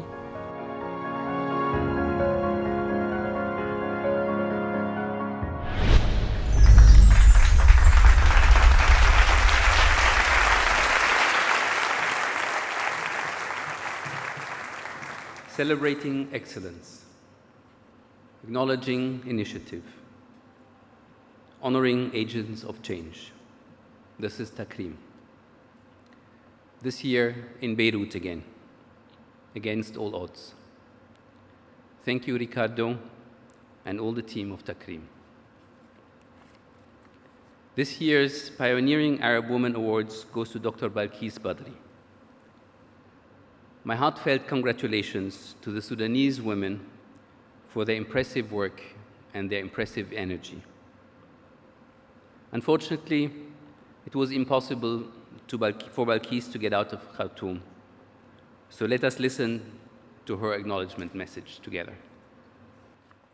مساء الخير الحضور الكريم. أولاً أود أن أشكركم على الحضور وأن أشكر منظمة تكريم على اختيارها لي من ضمن المكرمين لهذا العام بجائزة تكريم. وأود أن أشير إلى أن فكرة تكريم العرب من نساء ورجال على امتداد الوطن العربي في الشرق الأوسط وأفريقيا هي فكرة جميلة أن ينتشر هذا العمل إلى المجموعات الأخرى أيضا. مسألة أن أكون أنا ملهمة أو غير ملهمين، هذه يعني أريد أن أوضح أن الأمر المهم هو الاستمرار في العمل وعدم اليأس والعمل الجماعي، ومهما كان الإنجاز ضئيل يجب أن لا نتوقف وأن لا نيأس. العزيمة القوية، الاستمرار في العمل والعمل الجماعي هو ما أوصي به الجميع في أن يستمروا في النضال. ومن هنا أحيي الشعب السوداني والمرأة السودانية عامة على نضالها من أجل تحقيق الحرية والمساواة والعدالة والسلام، وشكرا لكم. ألف مبروك للفائزة. الآن إلى فئة جديدة وهي جائزة القيادة البارزة للأعمال، وأدعو للتفضل على المسرح الدكتورة مي شدياق، الوزيرة السابقة ورئيسة مؤسسة مي شدياق، كذلك المصرفي خالد الجناحي من البحرين وأحد أعضاء مجلس تكريم التحكيمي. يتفضلا.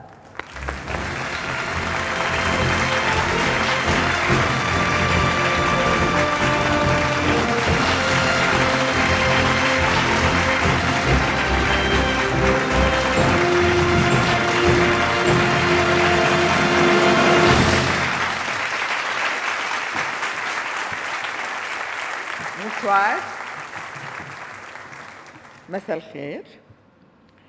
وكأننا هنا على هذا المنبر في إجازة من كل ما يحيط بنا من أزمات تتوالد أزمة بعد أزمة.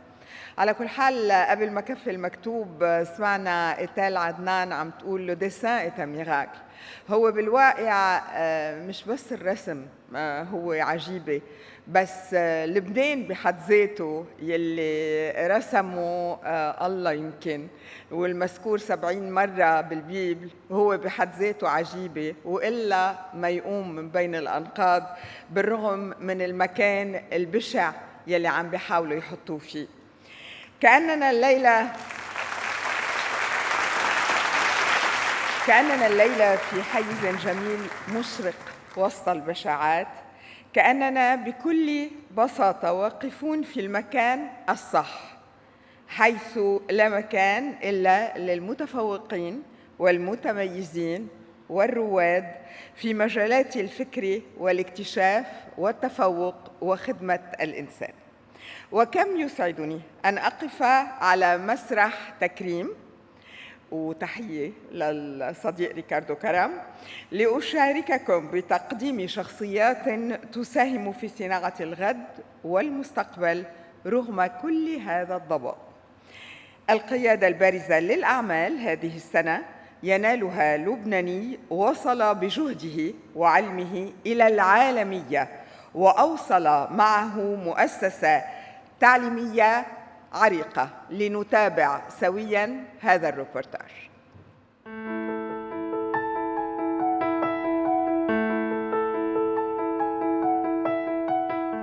كوني أنا رئيس هالشركة اللبنانية يلي تأسست سنة 1886 بالشويفات كمدرسة صغيرة وانتشرت بالعالم مدارسها، أنا وكل فريق عملنا نفتخر بهالإنجاز.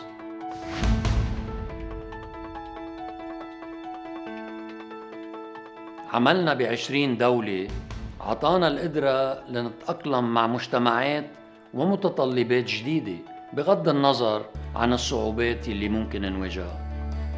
القيادة الناجحة والبقاء بالطليعة بيتطلب البحث المستمر بالمعرفة والعلم بشكل دايم.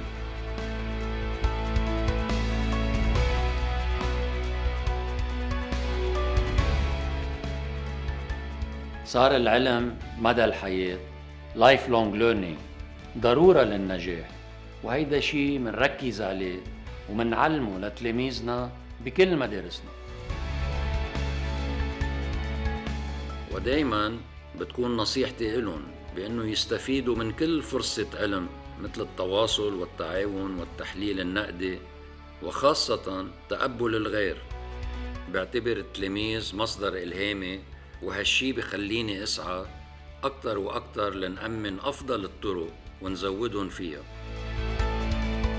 ما في شك إنه الصدارة بمجال التكنولوجيا هي أساس النجاح، خاصة بهالعصر الرقمي Digital Age. بتأمل إنه يحصل كل طفل بالعالم على مستوى جيد من التعليم، لأني فعلاً بآمن إنه التعليم هو الحجر الأساس لضمان مستقبل أفضل.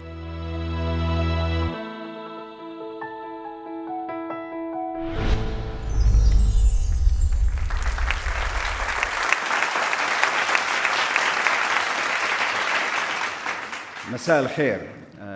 قبل أن أعلن اسم الفائز بالجائزة، معذرة ناخذ دقيقتين خصوصاً مع صديقي ريكاردو كرم، لأن اليوم ولما اتصل فيني وقال لنا راح نجتمع في بيروت، فأنا 100% راح أكون في بيروت مع كل المشاكل الموجودة في كل دولنا ومع أظن تكلمت عن السياسة. أنا لا أظن عندنا إحنا سياسة العرب اليوم. إذا كان في سياسيين عرب صحيح ما كنا في المشاكل اللي عندنا إحنا اليوم في دولنا كدول العربية.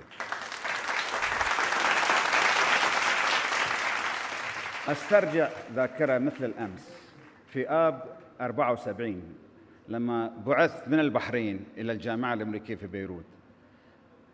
أول مرة فتحت عيني على المعرفة، على الثقافة، على critical thinking، على التعبير، على حرية التعبير، حرية التفكير كان بوجودي في لبنان. ولا أنسى طول حياتي اللي راحت واللي جاي منها القليل إن شاء الله إن أنا بيروتي قبل أن أكون مسلماً أو مسيحياً. أنا بيروتي قبل أن أكون شيعياً سنياً أو درزياً.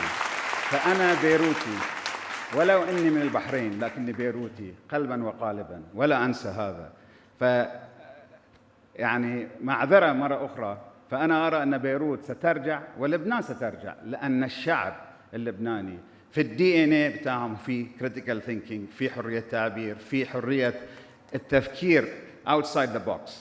عشان كذا الجائزة هذه دائما كرائد عمل، كبارز في العمل، مهم جدا أن يكون في empathy. فالجائزة تمنح السنة هذه إلى كارل بستاني. تفضل كارل بستاني.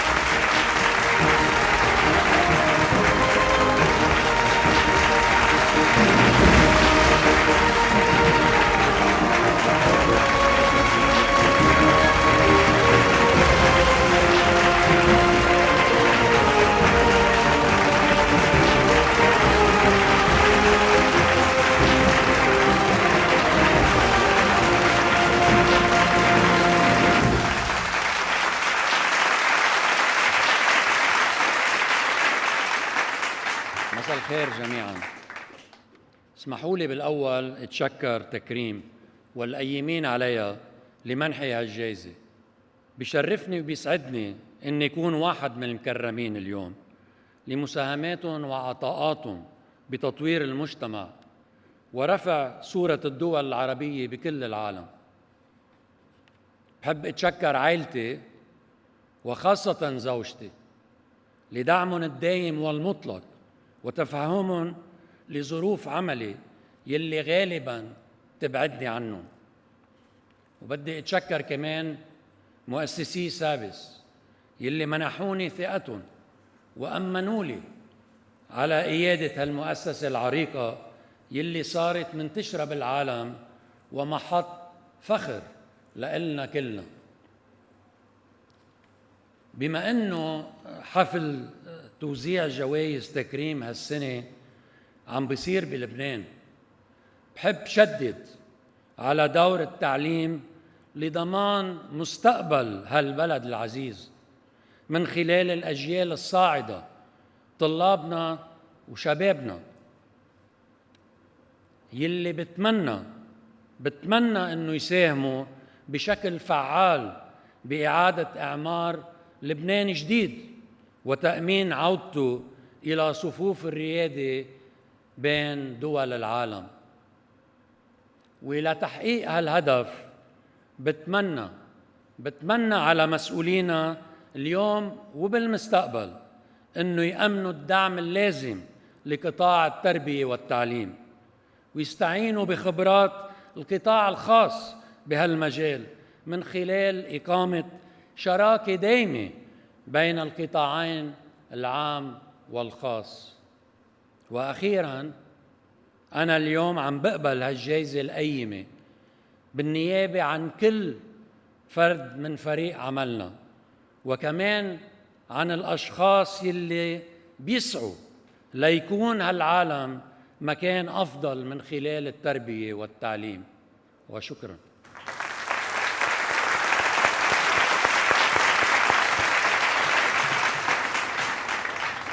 والآن أصل إلى جائزة إنجازات العمر، هي من الجوائز التي تمنح للشخصيات الاستثنائية والتي راكمت المنجزات سنة بعد سنة. هذه الجائزة لا تخضع لآليات الترشيحات وقرارات المجلس التحكيمي. أدعو الآن الأيقونة اللبنانية والعربية ملكة جمال الكون السابقة جورجينا رزق، والمصرفي ورجل الخدمات الإنسانية ابن فلسطين رامي النمر للتفضل إلى المسرح.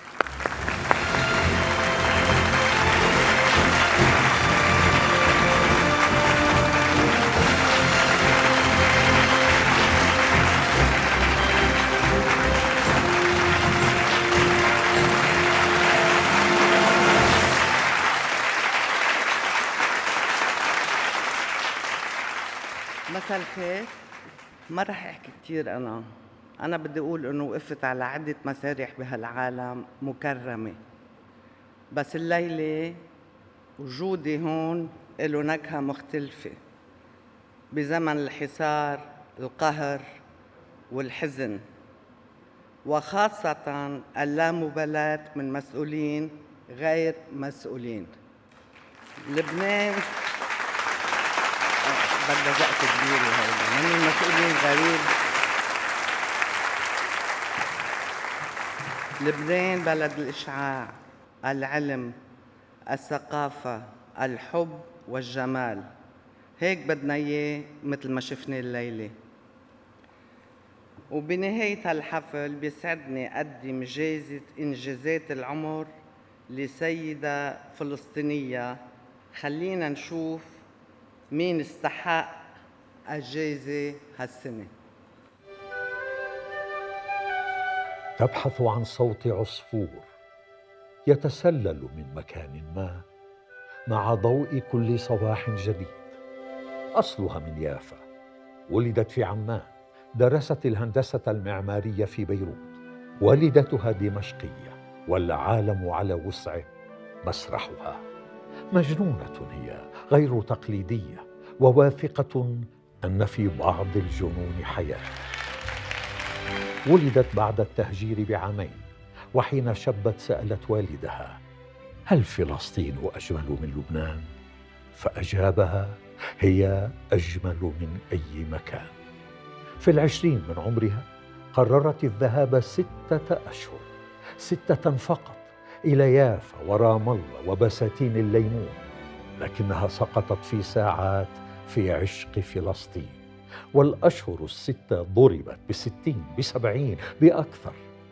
وفي عام 1991 أسست مركز المعمار الشعبي رواق المقاوم. فالحفاظ على التراث الثقافي الفلسطيني مقاومة، وكم أنقذ رواقها مباني تاريخية وعمارات موغلة في تاريخ فلسطين. ألفت الكتب حول العمارة، وألفت الروايات حول الحياة في فلسطين. وكتابها الروائي الأول عنونته شارون وحماتي، وهي التي وجدت نفسها أثناء حظر التجول في رام الله وجها لوجه مع حماتها أم سليم، فعاشت بدل الحصار 2. حكواتية تعترف، وروايتها الأولى حولتها من مهندسة معمارية متميزة إلى روائية لا تشبه سواها. تكتب كما تتنفس. ومن كتاباتها مراد، الرواية التي صاغت فيها تجربة تنكرها على هيئة رجل ومرافقتها رجال رام الله اللاهثين غصبا عن المحتل وراء فرصة عمل. وعلى الطريق صار ما صار. مجنونة هي بحب فلسطين وبالإنسان والتجريب والحياة والطبيعة والحيوان والسلام والتنوع. حاصلة على جوائز بالجملة، تعشق العمارات الطليانية، جربت التمثيل. وفي البؤبؤين في عمق عينيها قوة قاهرة. لها إلى المرأة الفولاذية المشحونة بالحب، إلى سعاد العامري قبلة على الجبين وجائزة إنجازات العمر.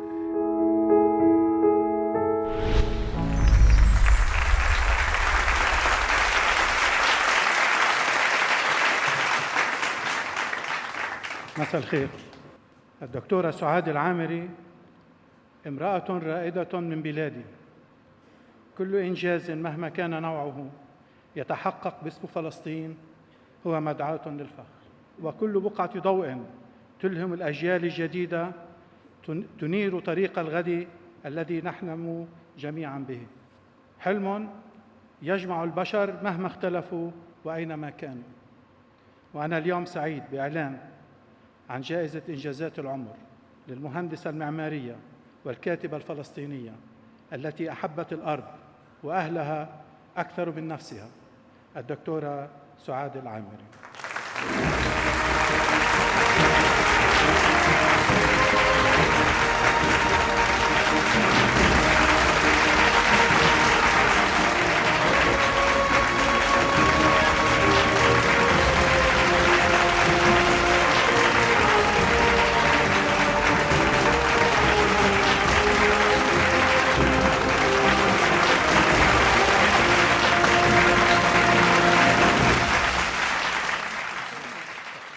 واو، مساء الخير. فلسطين أنت دائما الأولى والأخيرة. شكرا على هذه الجائزة. أرجو أن لا تكون جائزة لايف اتشيفمنت، دليل إنه كبرنا ولازم نخلص ونقعد في البيت. بس بأكد لكم إنه لا، لسه عندي. أنا عملت مهندسة حكواتية سياسية وكاتبة، بس لسه بدي أعمل مسرح وان وومن شو، فعلى أمل إنه لسه المستقبل قدامنا. ريكاردو كرم صديقي وحبيبي، هو ما بحب يعترف إنه حبيبي، بس أنا بقدر أعترف حقيقة. thank you so much. بشكر مؤسسة تكريم على هذا الجهد اللي بحط مش شمعات في العالم العربي اللي إحنا في أمس الحاجة إلها.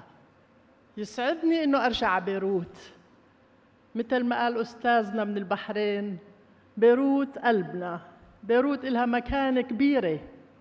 أنا درست في الجامعة الأمريكية في بيروت، ومجيئي إلى بيروت بالسبعينات كان له وهرة أكثر من ذهابي إلى نيويورك. جئت من عمان مدينة صغيرة إلى بيروت، الحمراء، جوليا، الجبل، البحر. حقيقة تعلمنا كثير في بيروت. الجائزة هاي هي جائزة رواق، مركز المعماري الشعبي اللي أسسته في فلسطين سنة 91، والسنة بنحتفل 30 سنة على تأسيس مركز رواق. بشكر كل شخص، وهم مئات من عمل في رواق لحماية التراث المعماري الفلسطيني. مثل ما احنا بنعرف، صراعنا مع إسرائيل هو صراع كلمة واحدة: الأرض. الشيء الأخير اللي بدي أقوله إنه حقيقة الرواق بلش في بيروت في لبنان. لما كنت تلميذة في العمارة كان عندنا كورس اسمه لبنيز آركيتكتشر مع بروفيسور راجيت، وكانوا يطلعونا على الجبال، وفي كتاب اسمه لبنيز آركيتكتشر شاركت فيه كطالبة. ومن هذيك اليوم وكان في ذهني إنه أعمل كتاب شبيه اسمه Palestinian Architecture.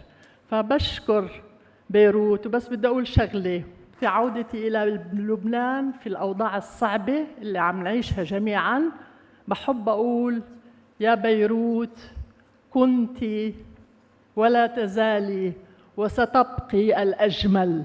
شكراً.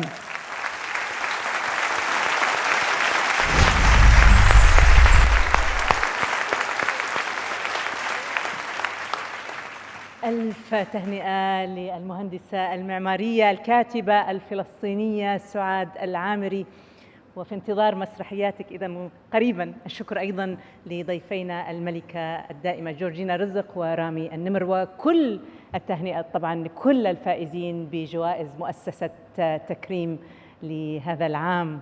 وطبعا كلنا نشعر بأننا بيروتيون، نشعر بأننا فخورون بهذه المدينة العظيمة الجميلة بيروت، التي تبقى مهما جار الزمن وتبدلت الأحوال. مدينة الثقافة، مدينة الفنون، الحرية، الفرح، الجمال. من بيروت، مدينة فيروز الأسطورة الخالدة. الآن أتركك الكلمة مايسترو لك.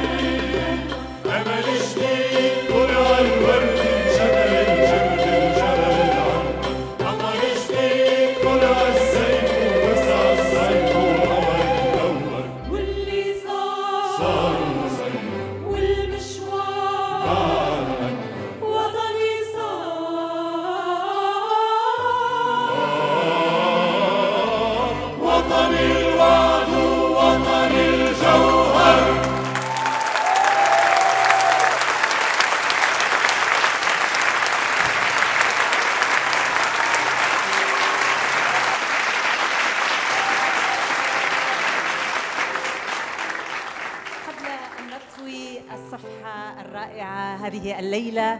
أدعو كل الفائزين بجوائز تكريم للصعود إلى المسرح لأخذ صورة تذكارية. طبعاً ريكاردو كرم مايسترو هذه الأمسية. أدعوكم جميعاً.